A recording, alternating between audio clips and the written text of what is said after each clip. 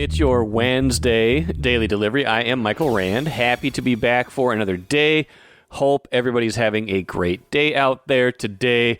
Quick programming note at the beginning here. I was kind of in a limbo state, wondering what was going to happen with the Vikings, deciding what to do with the podcast as the week goes on. This will be the last show of the week, and to catch a little extra time off now. Long weekend becomes a little bit longer, so no shows until early next week after this one, so plan your mornings accordingly. Not that the Minnesota sports world stops, so I'm going to catch a little downtime here and then come back fully charged. Probably won't have another short week for a very long time after this one. Great show today, though. Last edition of Vikings Poetry of the year, or at least the season. Coming off of course, the disappointment in the playoffs the other day with my good friend Keith Rashad. Andrew Krammer joins me as well to review the film and really kind of review the season and the offseason coming up for the Vikings. A lot of questions coming off of that game going into this offseason. A lot of free agents on this team, a lot of potential roster churn. So Andrew and I will get into all of that here in just a little bit. First, though, what I miss, a few things to consider as we kind of move into post-Vikings territory. The NFL never truly goes away. There'll still be playoffs for a few more weeks. The Super Bowl, the draft, the combine, those things will be here before we know it, free agency. But for Minnesota, at least, if you're paying attention to action on the field, court, ice, things of that nature, You got to turn the page. You got to focus on some other things. Gopher women's basketball team has been one of those things that you should be paying attention to because they carried an impressive record, a top 25 ranking for the first time, I believe, in like 6 years, into a showdown Tuesday against Maryland. Didn't get the win, but looks like it was, kind of one of those games where the final score got close, but they still were pretty competitive throughout. Final score 99-92 loss in Maryland. Gophers were down like 20 with like 3 minutes left in the game, but then had this flurry of points, got to within 3 with like 20 seconds left, but Maryland makes its free throws down the stretch to provide a more comfortable final margin than it looked like, than it was just a moment ago. But all in all, have to be impressed with Dawn Plitzowite's team this season, doing a lot of this without Mara Braun, their exceptionally talented, star player who's been missing for a good portion of this season, again with her foot. The same ailment that knocked her out of last season, but they've got more depth this season. They've got more ability. Defense had been one of their big calling cards this season, so to give up 99 against Maryland is tough. They'll have to come back from that defensively and play better as the year goes on, but a squad that's looking to be in good shape, that can be competitive with the best in the Big Ten, could be trending towards an NCAA tournament team if they can keep this level of play going. Speaking of keeping this level of play going, Timberwolves are on a good little stretch. That end of game against Memphis a few days ago notwithstanding, they've won 4 out of 5. They beat the Wizards Monday night. A lot of you probably weren't paying attention to that game. You were locked in on Vikings versus Rams, but they won that game and had a huge fourth quarter. Wizards are not good, but again, that's a game you have to lock in on and win to make sure you're not, giving away a game to one of the worst teams in the NBA. Tonight now, an opportunity at home against a kind of a limping Golden State team. Just below the Wolves in the standings, like Golden State's maybe like a game under 500. Wolves are 21-18. That middle of the West is very compact right now. Again, another kind of game that, not calling it a must-win. Geez, it's game 40 of the season, but these will add up at the end of the year. These are the kinds of games that will add up at the end of the year that you want to make sure you take care of business, you do the things you need to do, you win this game, give yourself another one in the bank. Again, not going to be easy, not a do-or-die game, but one that you want to win, one that you kind of will look at the end of the year and say, okay, this was one, there's probably like 15 of these games every year where this is one where if you fancy yourself a contender, this is the kind of game you need to win. So I'll be watching for that tonight. Wild at home against Edmonton. Wild still extremely banged up. No, they're not expecting to have Jared Spurgeon back, not expecting to have Brock Faber back, not expecting to have Kirill Kaprizov back tonight. Like, that is a big kind of chunk of their team that is missing right now. And, against Edmonton, I mean, they've been fighting through this pretty well with some of their depth guys. Like, they're 6-3 in the 9 games that Kaprizov has missed, but some of those wins have been tenuous. They've needed their goalies to be excellent. They've needed other guys to step up and can contribute scoring. Against Edmonton, one of the better teams in the league, that will be a bigger challenge. So watching for that tonight. Can they keep this sustained level of kind of masking the deficiencies they might have, masking who they're losing, and still keep on winning? Let's bring in Andrew Krammer right now to review the film for the last time this year.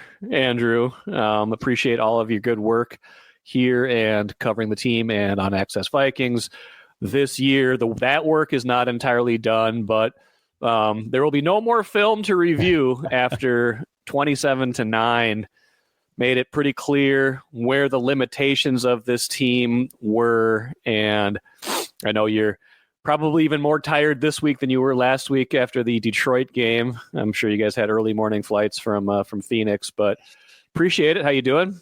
Doing well. Yeah. Doing better than watching that game back. Oh my God. Yeah. It was not great. Not great. It was not great. Let's start with some hot takeaways. We'll certainly get to Sam Darnold in a little bit in the review of the film. I'm not even going to put anything about him in a hot takeaway category because I don't think you can get too hot here right now in terms of what that meant for his future here. Maybe the one thing I would say, maybe I'll start here. This is my first hot takeaway. Anything we talked about with this team, including the Darnold, what are they going to do with him? I hope we learned a lesson. Don't talk about it until you have to, because none of that stuff matters now. Well, certainly with a guy who had never played in a playoff game before or in those type of moments. And then you just saw him, he wore that greenness on him. And just like you could tell he was not fit for it. Didn't seem like he was mentally calm enough for it. Certainly not the same guy he had been for 16 weeks, who was good against the blitz, who was good against man coverage. But you're right. I get what you're saying in terms of like, you need to see him finish it out. And the Vikings came into this wide-eyed. They knew that. Behind the scenes, nobody was trying to extend him in November or December. They wanted to see how this was going to play out for this very reason of the fact the guy had 60 games or so before he came here, and much of those showed him kind of wilting in moments of being under pressure, bad decision making, a lot of the bad habits we just saw both in Detroit and Los Angeles. So Mike, don't get fans shouldn't get too ahead of themselves, but you and I both know that's not necessarily a lesson that's going to be it's going to fall on deaf ears, because everybody's going to get hyped up about something next year.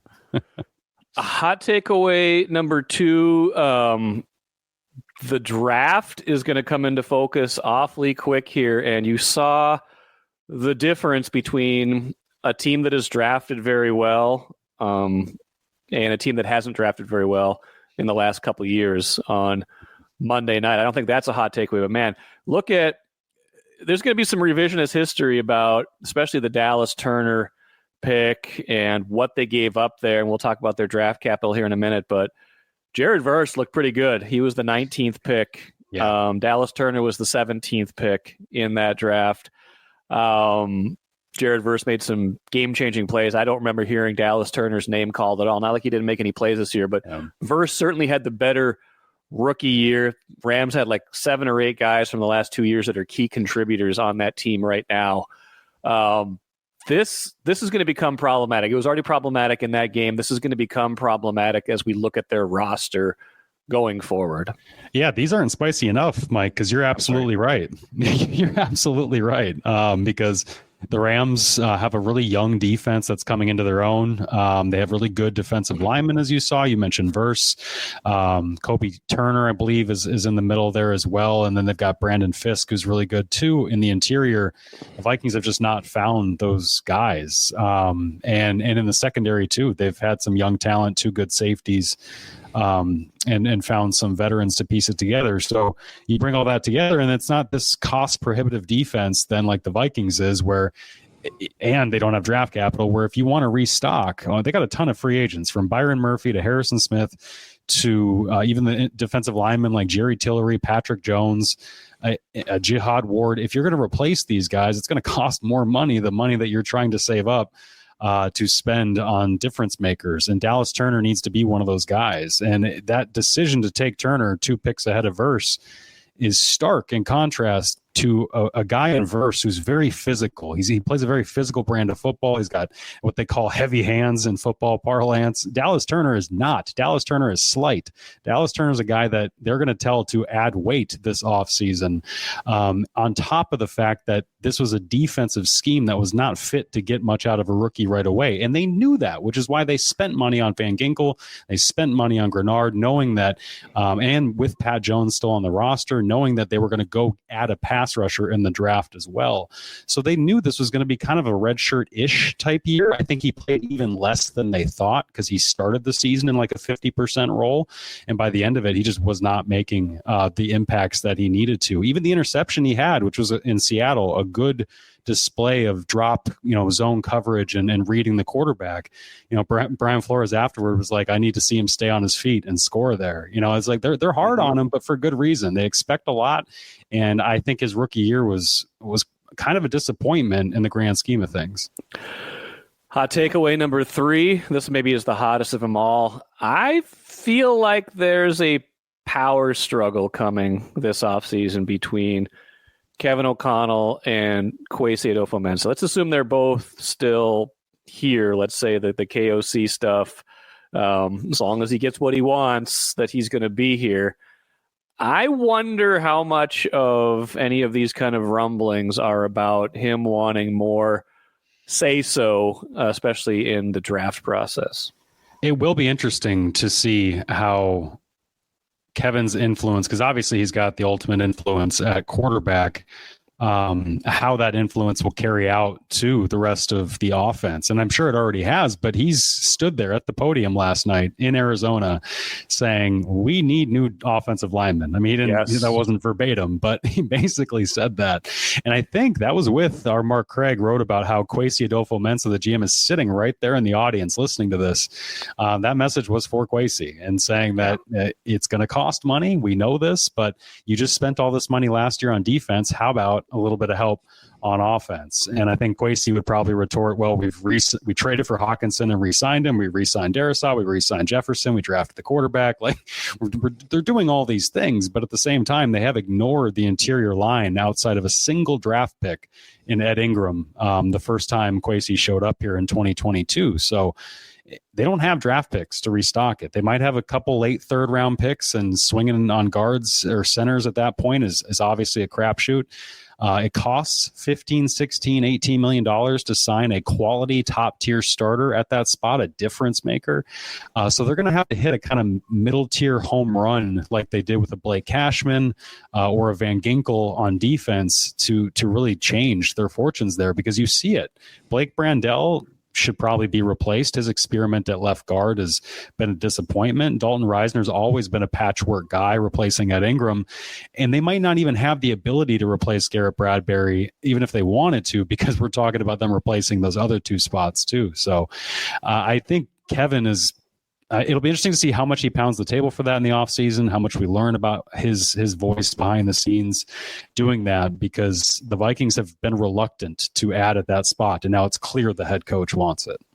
When we dissect the 9 sacks that the Rams got 9 times, 9 times, a lot. 9.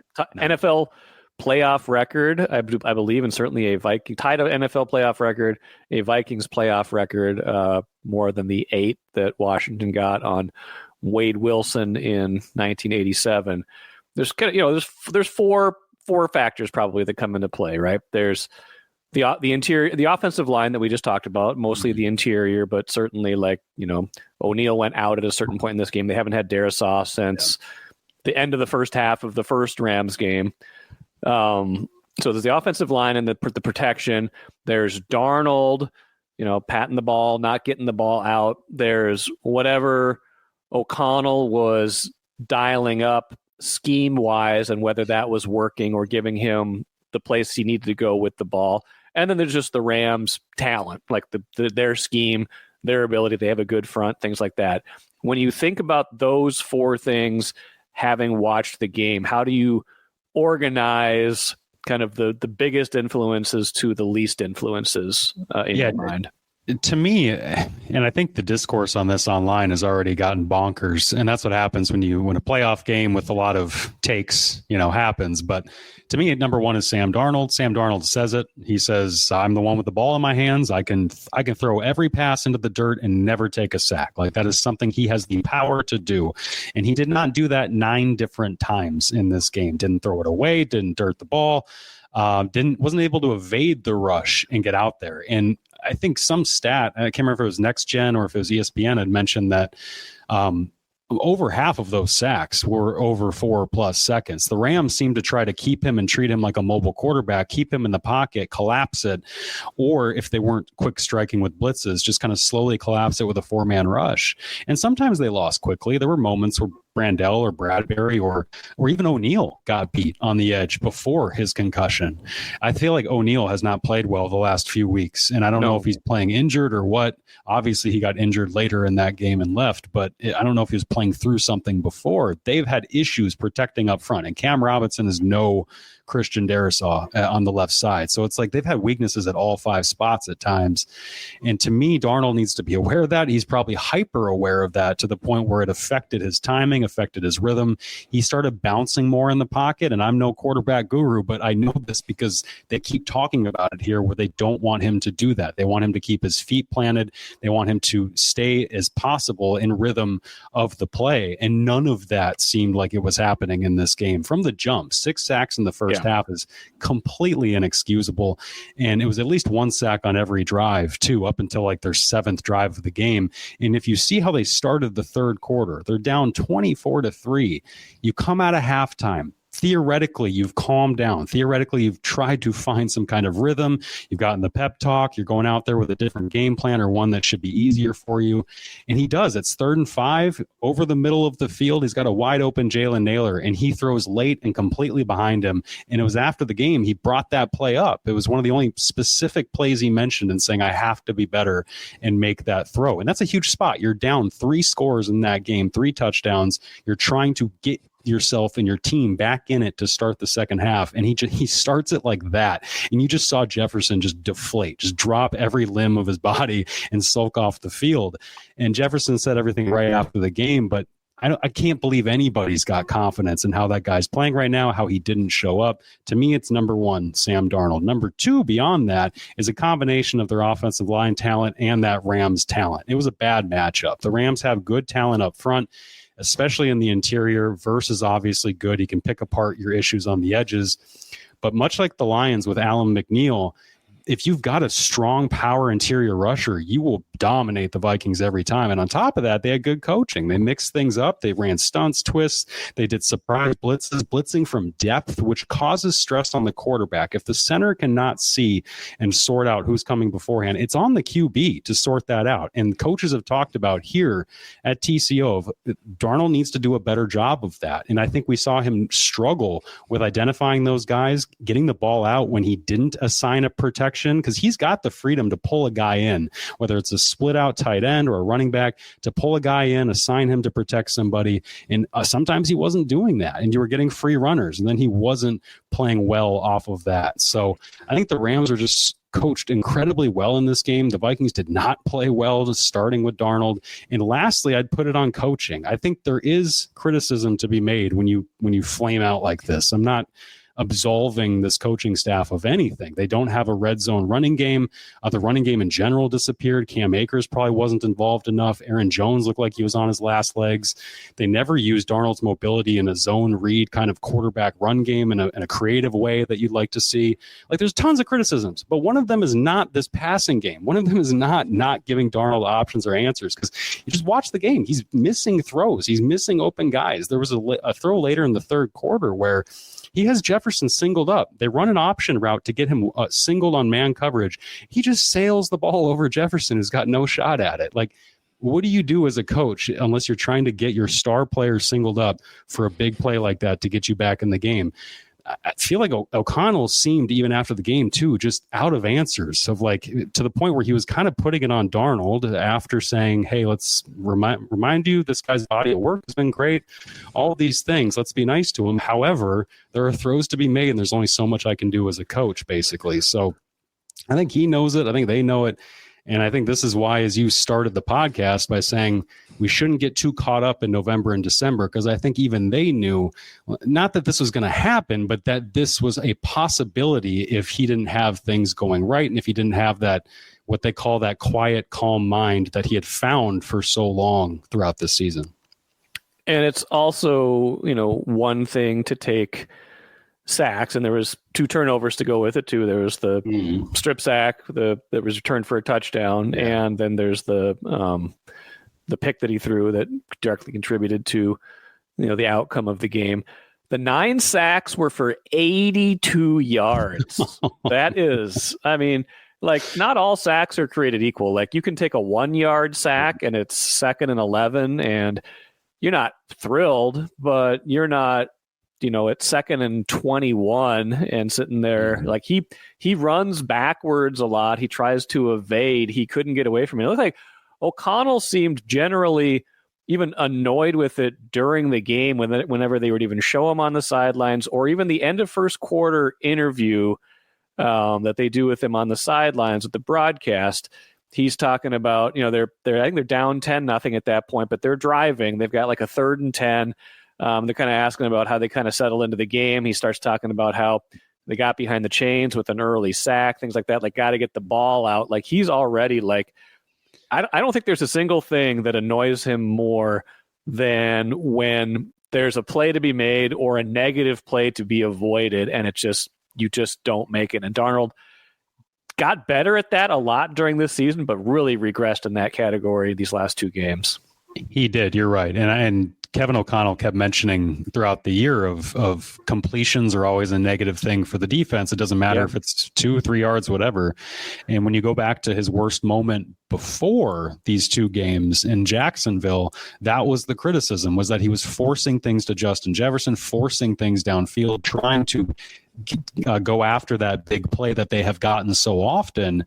But at the time, Jacksonville played that historic, like 90% 2 deep coverage, just tried to take everything away, and did, and intercepted him 3 times. And this was a little bit of the same stuff, where, except the problem this time, to me anyway, was that nobody said this, but my evaluation of it is the Lions and the Rams were not playing that conservative. They were giving them plenty of shell coverage here and there, but they would also single up. They'd man up Justin Jefferson. They would give you opportunities to make plays. And Darnold just was not making them, and he was forcing them. And even though he wasn't having an accurate day, it's like Darnold himself wasn't checking himself and being like, should I try to force this throw, or should I try to get myself in a rhythm and take some easy completions? And I think fans would probably say, well, throw a bunch of receiver screens, throw a bunch of quick passes. Like, the Rams were all over the Vikings quick game. And maybe it's because it's predictable. Maybe it's because they don't have a ton in their playbook that they go to, because that's really not how they're built to operate. I think it's why they don't do a lot of the zone read,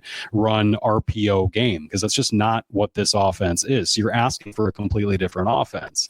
I think they could be more creative in the run game, more creative in the short passing game, and adjust things a little bit, but they clearly felt that they could throw on the Lions, which a lot of teams have, by the way, and throw on the Rams, which a lot of teams have. So going into this wasn't a bad plan. And yeah, maybe they didn't adjust well enough in the middle of games. Coaches are obviously deserving of that criticism when you lose like this, but you got to start with Sam Darnold, and I think that's obviously why we're talking about him so much.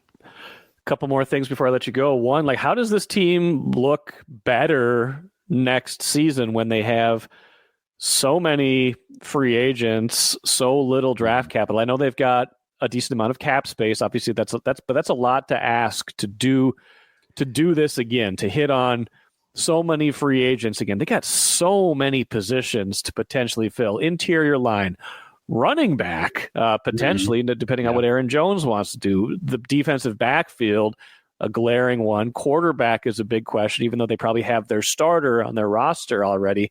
Like, there is so much for them to do this offseason. It's hard to picture, not even just record-wise, but like how this looks different or better by the end of next season than it does right now.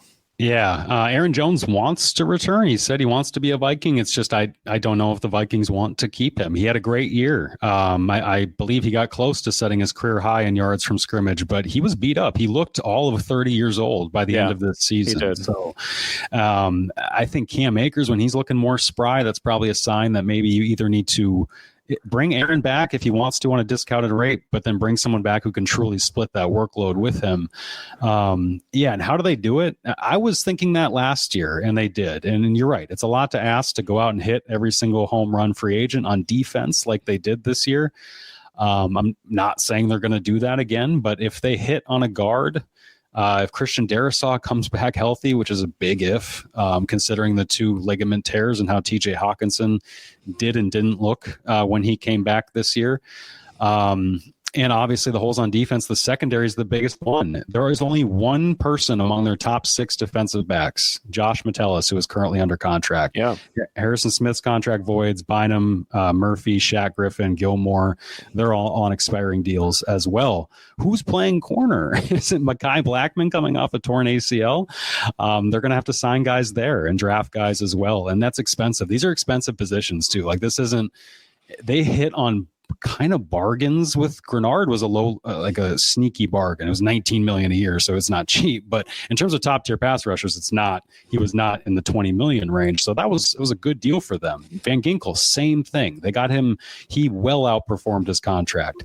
Like, now you need that out of corners, which means you need to sign and find some gems, some mid level kind of affordable corners that are going to come in and help you. Because Shaq Griffin really was not that this year. And by the end of the year, Stephon Gilmore wasn't that either. So they need to find some long-term solutions there. And it's going to be tough because this roster, because of the way they've drafted and have not drafted well consistently, this roster is needing. And when you get up to the class and up against the class of the NFL, the Lions, if they ever would have got to the Eagles, even now this old Rams team with a very young, impressive defense, you're just not there. Certainly not at quarterback anyway.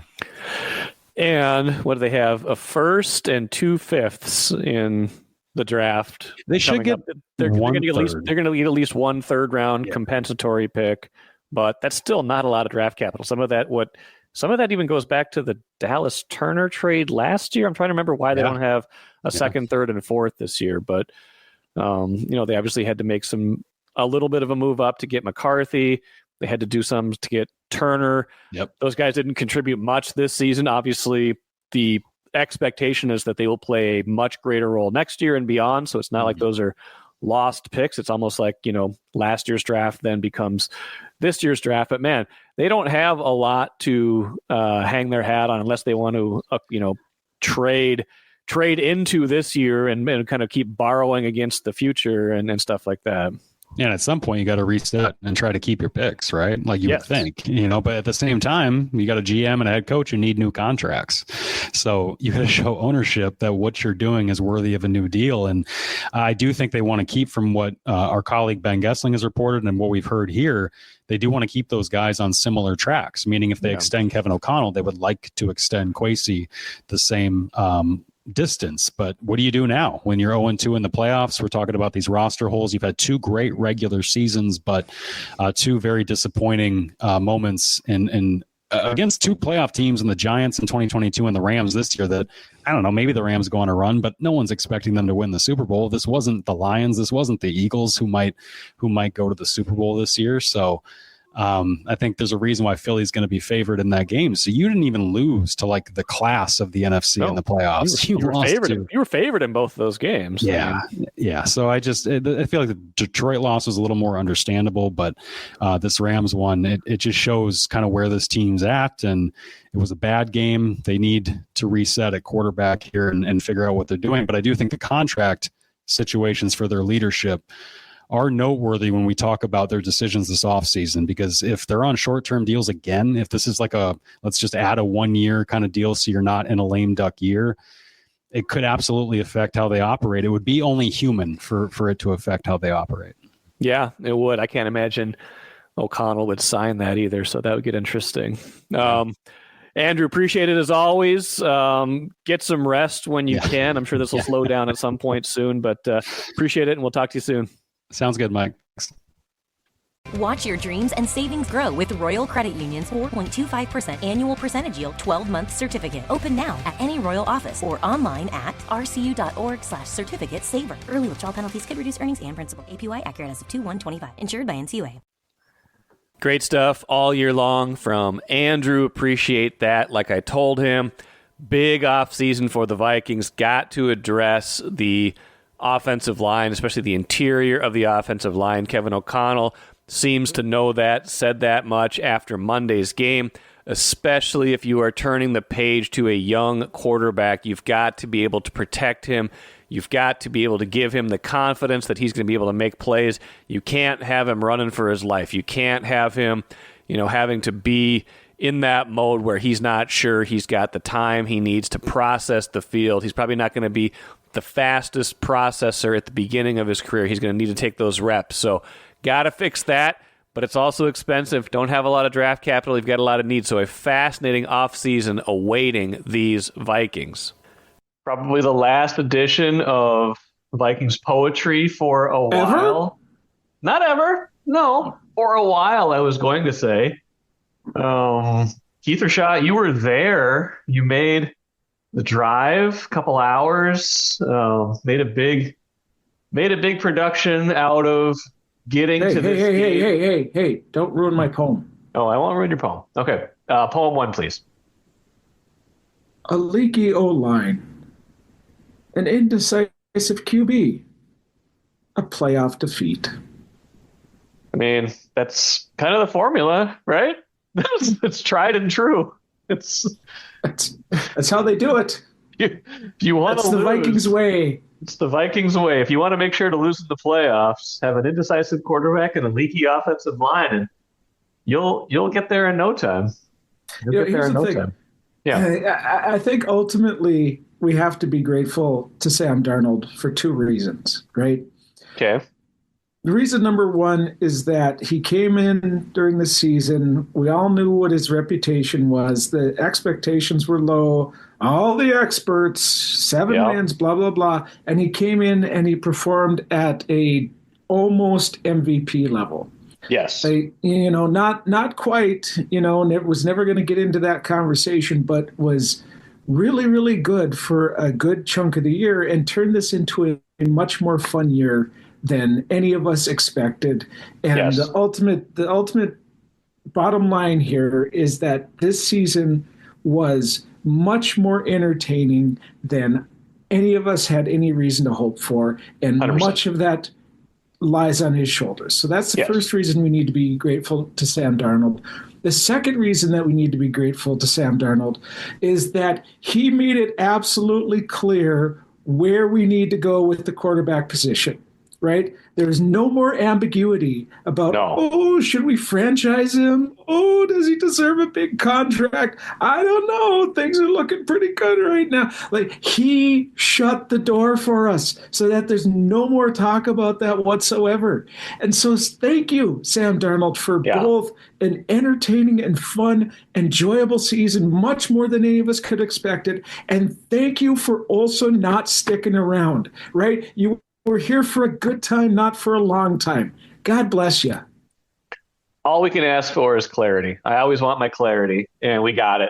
We got it in that game. We got it last week. Great year, unexpectedly successful, like you said. But if that is the level he's going to play at in the biggest moments, that's not your guy. That's not your guy. You got to find out what J.J. McCarthy's got.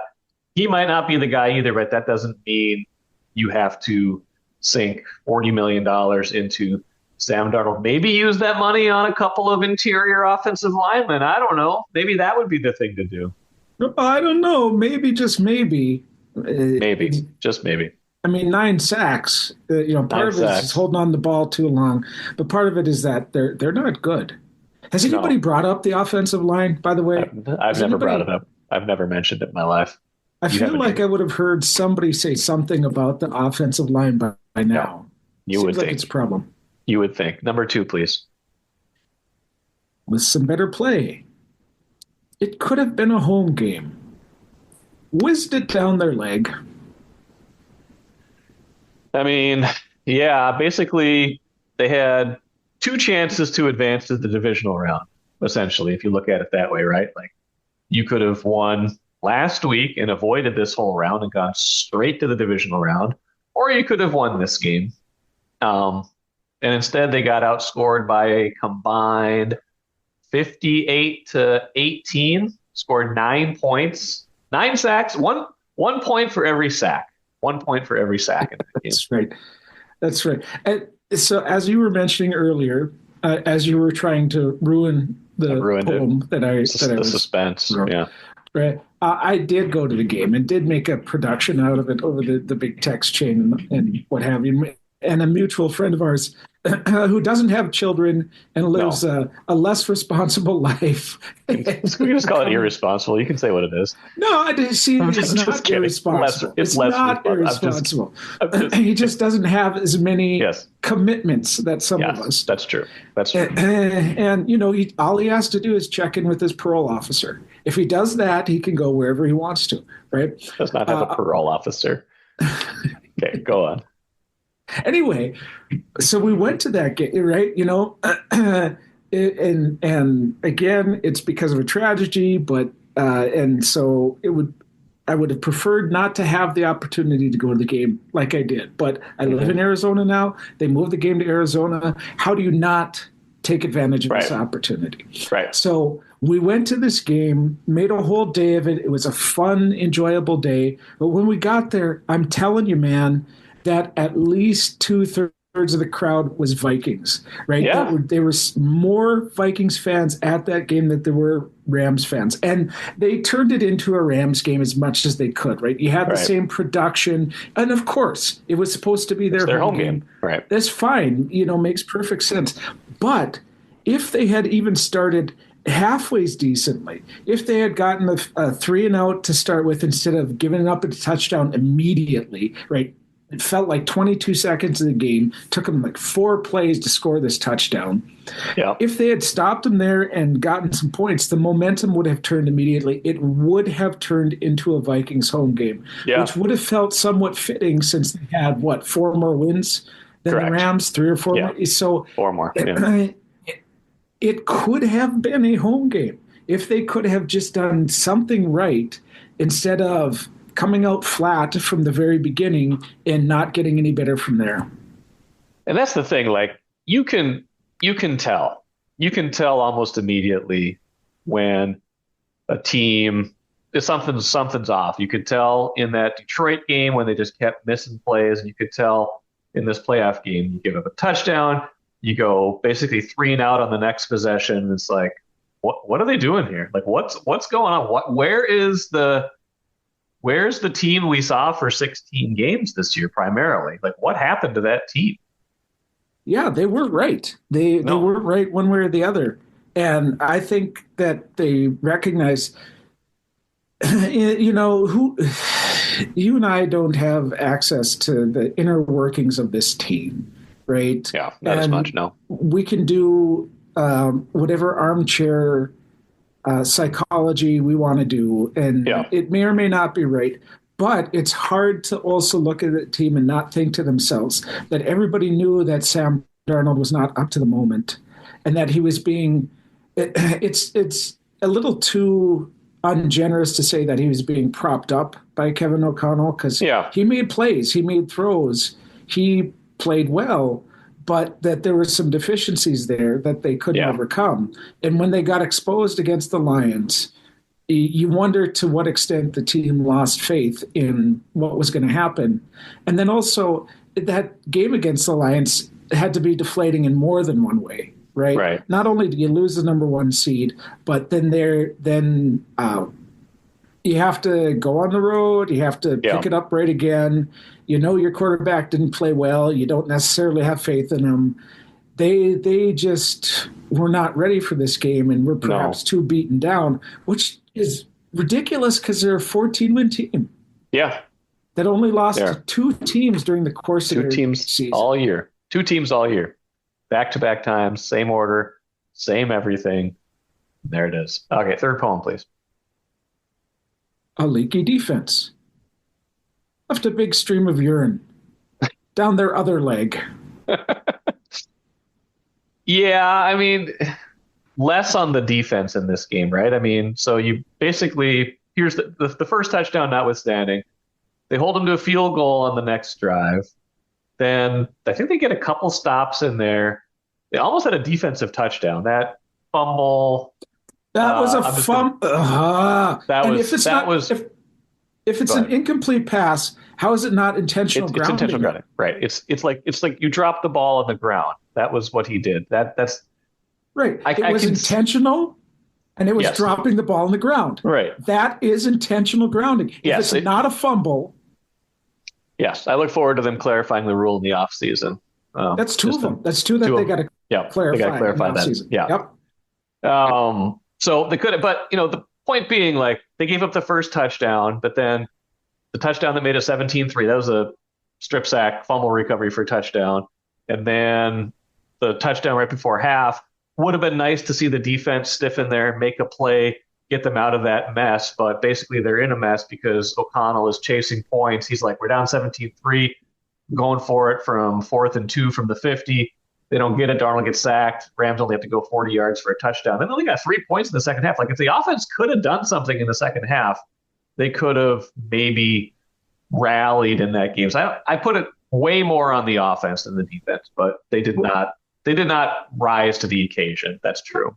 Well, I agree to this extent. I agree that it was the offense that was really the problem for the most part in this game. But when you give up that touchdown so easily to begin with, that sets a tone. And then you give up points on the next drive as well, too. And we could talk about the strip sack and we talk about the 4th and goal, or not 4th and 2 from the 50-yard line. And talk about, and you can even tell me, only 3 points in the second half.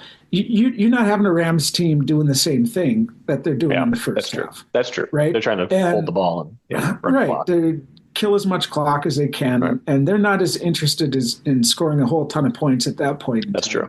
The defense that had been so good just couldn't do it when they needed to.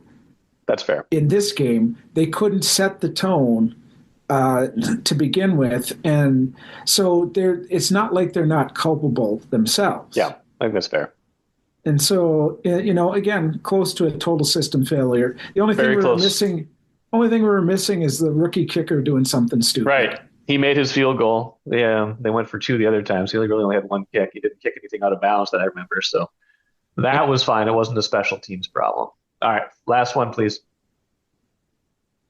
No more poetry until the next September. Enjoy it, haters. Yep, you guys are free from the clutches of poetry. Maybe we'll sneak 1 or 2 in at big moments, maybe the NFL draft, something like that. But really, the regular poetry segment is coming to a close for another year. I'm trying to think, when did we make this poetry only? Was it 2 years ago, 3 years ago? I can't remember. I used to include them in our weekly segment, but we've been doing the weekly segment, I think, for 4 years now, since the start of the podcast. So it's been a lot of poetry for everybody to take in. A lot of successful games, I should say, too. Well, and I guess I don't exactly remember when we started. Poetry became part of it very quickly. Yes. Yeah. I'm a little surprised that Vikings poetry hasn't taken off a little bit more. I'm a little surprised that there aren't some blogs devoted to it that I've been able to find or anything like that. Okay. It's strange that there haven't been any copycats or people who have established Vikings only poetry podcasts, things of that nature.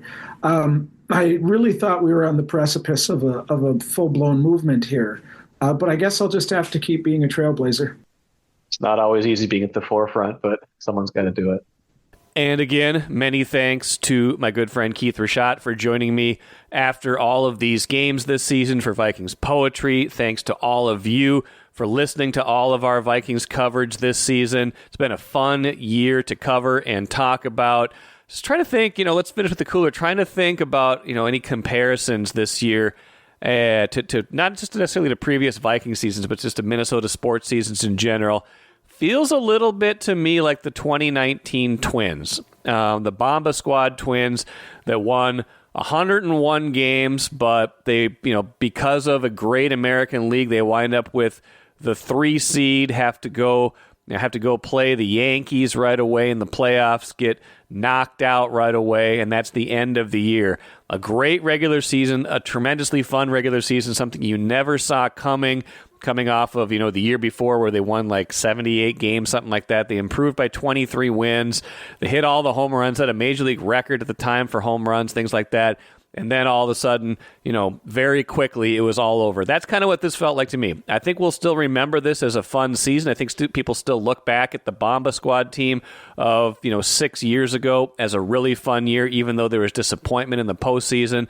I think that's how people will ultimately remember this Vikings team. Nobody had expectations for this team. They went 14-3. The playoffs were a disappointment. The regular season finale against Detroit was a disappointment. Not just in losing, but the margins. It made you kind of question a little bit of what you had seen for the first 16 games. But those 16 games happened. They were real. This was a good team until something kind of clicked. They played some really good teams, and it just didn't go their way for 2 weeks when it mattered the most. So that's how I think this team will ultimately will be remembered. It might take a little while, though, for those memories to set in because a lot of the pain and frustration is still very fresh right now. That will do it for me today. Like I said at the beginning of the show, last show of the week, so hope you enjoyed this one. Back at it again next week.